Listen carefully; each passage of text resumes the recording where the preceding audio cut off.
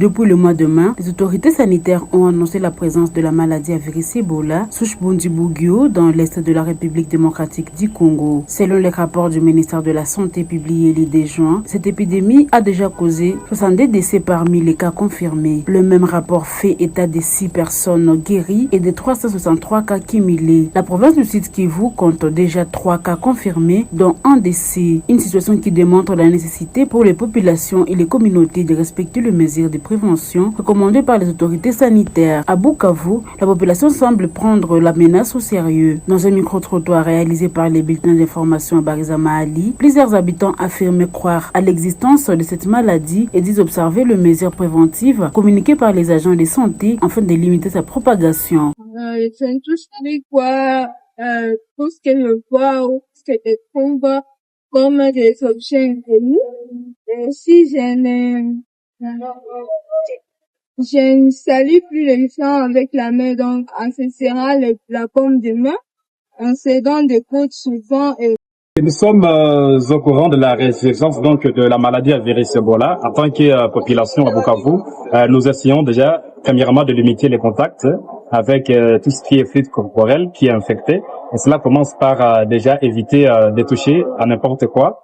Mais aussi, il y a l'hygiène stricte que nous devons respecter en nous lavant habituellement les mains, que ce soit lors des repas en famille, que ce soit lors des circulations à travers la ville, ou lorsque nous devons visiter un lieu quelconque, il est toujours conseillé de pouvoir se laver les mains avec du savon ou avec une solution hydroalcoolique pour essayer tant soit peu de limiter la propagation du virus.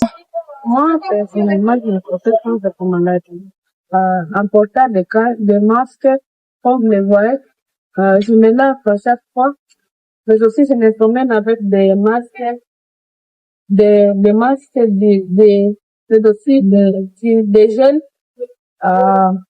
Je ne salue plus les gens avec les mains. Je vais tout contact physique avec les gens.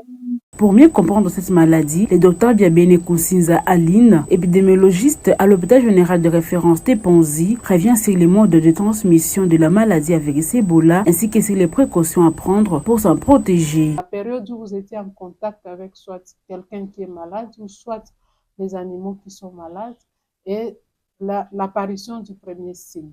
Et ça prend environ 2 à 21 jours avant qu'il y ait des manifestations.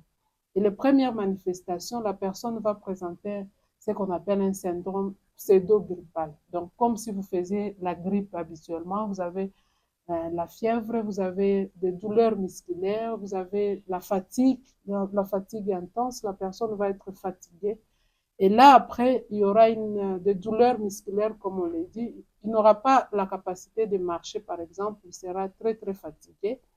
Et après, vous aurez 5 jours après, c'est là où va apparaître des nausées, des vomissements et des diarrhées. Et c'est là où vous avez maintenant la gravité par rapport à la maladie, parce que durant cette période, vous avez aussi la quantité de virus qui va augmenter au niveau de l'organisme.